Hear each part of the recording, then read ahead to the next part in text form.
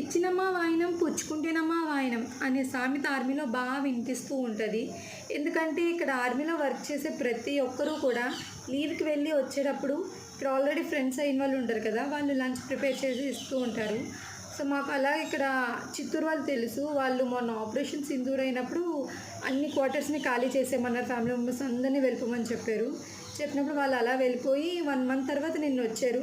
నిన్న వచ్చినప్పుడు నేను చెప్పాను, ఇలా నేను లంచ్ ప్రిపేర్ చేస్తాను, మీరేం చేయొద్దు అని చెప్తే సరే అన్నారు. నేను అన్నాను కానీ ఎలా చేయాలా, లంచ్ ఎలా ప్రిపేర్ చేయాలా అని అనుకున్నాను. ఎందుకంటే మా ఇంట్లో అన్ని చిన్న చిన్న బౌల్సే ఉన్నాయి. నాకు, మా హస్బెండ్కి, మా పాపకి, మా ముగ్గురికి సరిపడేలా చిన్నవే ఉన్నాయి. సో ఎలా చేయాలా అనుకున్నాను. బట్ చేసేసాను. 2 టైమ్స్ చేస్తే సరిపోయిన తర్వాత మళ్ళీ ఎలా ఇవ్వాలి అనేసి డౌట్ వచ్చింది. ఎందుకంటే బాక్సెస్ ఏం లేవు మా ఇంట్లో. మేము లేటెస్ట్గానే వచ్చాం కదా, సో బాక్సెస్ ఏం లేవు.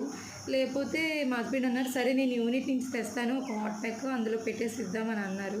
అలానే చేసిన తర్వాత 12:30కి వాళ్ళకి కాల్ చేస్తే వాళ్ళు వస్తున్నాం, ఆటోలో ఉన్నామని చెప్పారు. చెప్తే ఒక హాఫ్ అన్ అవర్ పడుతుంది అక్కడి నుంచి ఇక్కడికి రావడానికి. హాఫ్ అన్ అవర్ తర్వాత మేము వాళ్ళ ఇంటికి వెళ్ళాం. డైరెక్ట్గా వెళ్ళి చూస్తే లేరు. సరే అని చెప్పేసి ఇంకో హాఫ్ అన్ అవర్ వెయిట్ చేస్తే అప్పటికీ రాలేదు. సరే ఏమైందని చెప్పేసి ఒకసారి కాల్ చేసి కనుక్కుంటే వాళ్ళు మొబైల్ పోయింది, ఆటోలో మర్చిపోయామని చెప్పారంట. చెప్పైతే అప్పుడు మేము సరే మీరేం టెన్షన్ పడకండి, దొరుకుతుందని చెప్పేసి ఆ హాట్ ప్యాక్ పక్కన క్వార్టర్ వాళ్ళకి ఇచ్చేసి మేము ఇంటికి వచ్చేసి ఈవినింగ్ మూవీకి వెళ్ళి తిరిగి వస్తున్నప్పుడు వాళ్ళ ఇంటికి వెళ్ళి ఏమైంది ఏంటి అని అడిగితే అప్పుడు చెప్పారనమాట. మేము కాల్ చేసాం కదా ఎక్కడ ఉన్నారు ఏంటి అని. అప్పుడు వాళ్ళకి గుర్తొచ్చిందంట మొబైల్. గుర్తొచ్చి ఏది అని చెప్పేసి చూస్తే లేకపోతే మళ్ళీ వెనక్కి వెళ్ళి ఆటోస్ అన్నీ చూసారంట. స్టేషన్ దిగిన తర్వాత ఆటో స్టాండ్ ఉంటుంది అక్కడ. అయితే ఈ ఆటో కాదు ఈ ఆటో అనేసి మారేటప్పుడు ఏదో ఒక ఆటోలో అయితే మొబైల్ మర్చిపోతే వాళ్ళు ఏం చేశారు, వైఫ్ అండ్ హస్బెండ్ ఇద్దరూ కలిపి మొబైల్ వెతకడానికి కానీ వెళ్ళారు. పిల్లల్ని ఏమో ఆటోలో ఉంచి భయ్య కొంచెం చూస్తూ ఉండండి అని చెప్పి ఆటో వాళ్ళకి చెప్పి వెళ్ళారు. వెళ్తే ఏమైంది, ఈ బాబుకి వాష్రూమ్ వస్తుంది అనేసి ఆ బాబు దిగి వాష్రూమ్కి వెళ్తే ఈ పాప ఒకరితో ఉంది కదా, హిజ్రా వాళ్ళు ఉంటారు కదా, వాళ్ళు వచ్చి ఇలా ఆశీర్వదించినట్టు చేసి మంచిగా మాట్లాడి పేరేంటి అది ఇదేంటి అని అడిగి మెడలో సిల్వర్ చైన్ ఉంటే కొత్తదంట పాపం.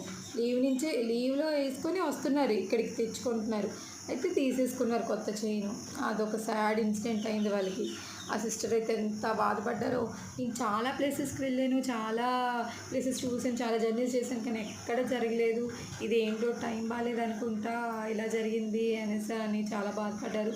సర్లేండి ఏదైనా మన మంచికే అవుతుంది అని అన్నాను అని చెప్పేసి ఏదో ఓదార్పు చెప్పాను. మీరైతే వీడియోని లైక్ చేయండి, ఛానల్ సబ్స్క్రైబ్ చేసుకోండి.